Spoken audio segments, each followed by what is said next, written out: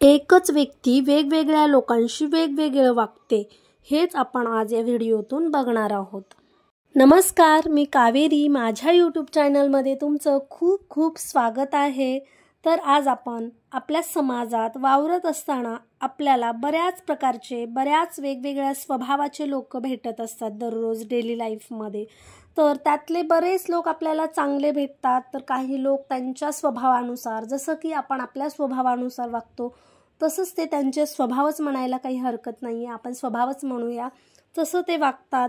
आणि त्यांचा तो मानसिकतेचा पैलू असेल किंवा स्वभाव तो त्यांचा आहे. तर आपण त्यावरच आज आपण चर्चा करणार आहोत.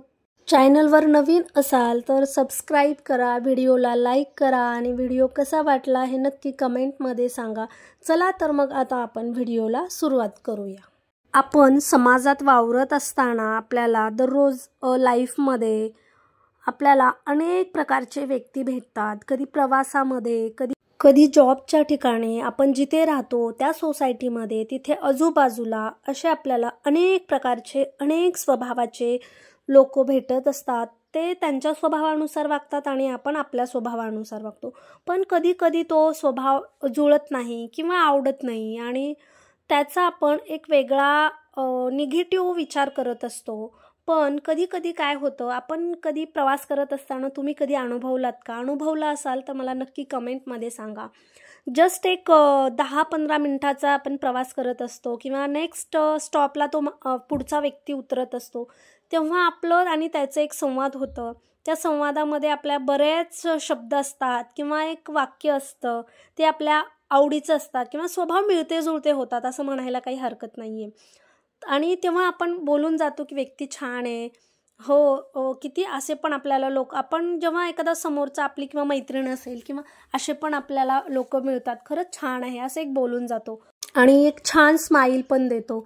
आणि तसंच आपण जेव्हा आपल्या सोसायटीमध्ये जेव्हा राहतो, आपल्याला अशी एखादी व्यक्ती भेटते किंवा ती एक व्यक्ती असते, आपल्यासोबत एकच व्यक्ती असते ती आणि आपल्यासोबत वेगळं वागते आणि म्हणजे एकच व्यक्ती वेगवेगळ्या लोकांसोबत वेगवेगळं वागते. आपण विचार करत असतो की असं का खरंच. आणि आपण जेव्हा असतो, आपण कुठले महान नाही आहेत किंवा आपल्यामध्ये पण काही चुका असतात. ती तिच्या स्वभावानुसार वागत असेल, आपण आपल्या स्वभावानुसार वागतो.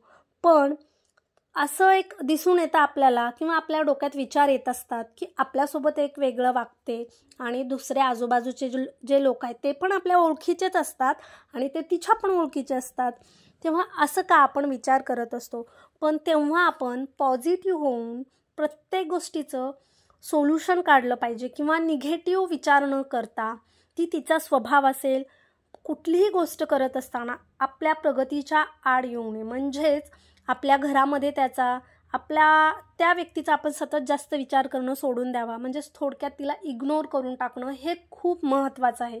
आणि आजकाल आपण जेव्हा ज्या सोसायटीमध्ये राहतो किंवा जिथे राहतो तिथे, सोसायटी म्हणजे जिथे राहतो तिथे आपण इग्नोर केल्याशिवाय आपण पुढे जाऊ शकत नाही. किंवा तोच वाक्य, तोच ती असं का वागते हेच जर आपण डोक्यात घेऊन बसलं, हीच म्हणा ना कुठलीही गोष्ट असू द्या, तीच जर आपण डोक्यात वारंवार तेच येत असेल तर आपण दुसरे नवीन विचारच घेऊ शकत नाही आणि आपण तिथेच थांबतो. आपलं डिप्रेशन होतं किंवा आपण त्याच विचारात राहतो, आपली प्रगती शून्य होतं. ना कामात लक्ष लागत नाही, ना मुलांच्या अभ्यासाकडे, ना घरात, कुठेच आपण लक्ष नाही. ती कोण व्यक्ती आहे की तुमच्या लाईफमध्ये तुम्ही एवढं तिला महत्त्व देता? आपलं आयुष्य हे खूप मोठं आहे आणि त्या आयुष्यामध्ये खूप असे वेगवेगळ्या प्रकारचे लोक आपल्याला दररोज भेटतात. हीच तर आपल्या आयुष्याची खरी मजा आहे.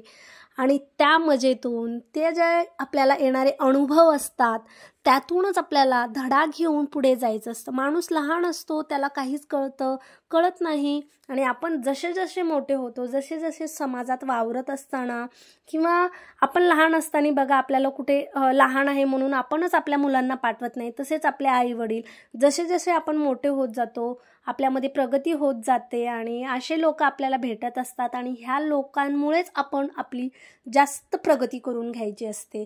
आणि हा जो धडा असतो आपल्याला आपल्याला कुठेही मिळालेला, प्रवासात म्हणा, आपल्या जॉबच्या ठिकाणी म्हणा, जिथे राहतो तिथे, ते खूप धडा शिकण्यासारखा असतो. आणि हे जे अनुभव असतात आपल्या लाईफमध्ये घेऊन आपलं जीवन जगायचं असतं. आणि आपल्याला अनेक अडचणी येतात, अनेक व्यक्तीच म्हणा, दुसरे कुठल्याही अडचणी येऊ शकतात.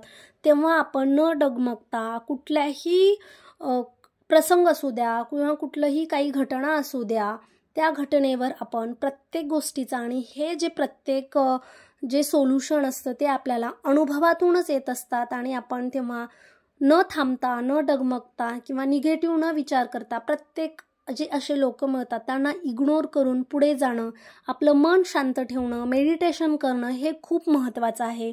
आणि तुम्ही मेडिटेशन दररोज करा. मी माझ्या प्रत्येक व्हिडिओतून सांगत असते, मेडिटेशन हे खूप महत्त्वाचं आहे. तुम्ही योगा भलेही न करत नसाल किंवा कामात वेळ मिळत नाही, असे बरेच तुमचे कारणं असेल, तरी काम झाल्यावर मेडिटेशनसाठी असं कुठलाच वेळ नाही आहे, काहीच नाही आहे.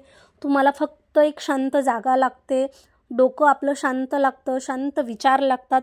तेव्हा तुम्ही कुठेही बसून अगदी काम झाल्यावर एक 10 मिनिट तुम्ही मन शांत ठेवू शकता. तेच तुमची खूप मोठी शक्ती आहे. हे ओळखा, तुम्ही स्वतःला ओळखा, तुम्ही काय करू शकता हे ओळखा आणि आजपासूनच चांगल्या एक नवीन जीवनाला सुरुवात करा. तर आजचा व्हिडिओ असा होता. कसा वाटला तुम्हाला नक्की कमेंटमध्ये सांगा. व्हिडिओला लाईक करा आणि चॅनलला सबस्क्राईब करा. व्हिडिओ जास्तीत जास्त प्रमाणात शेअर करा. थँक्यू.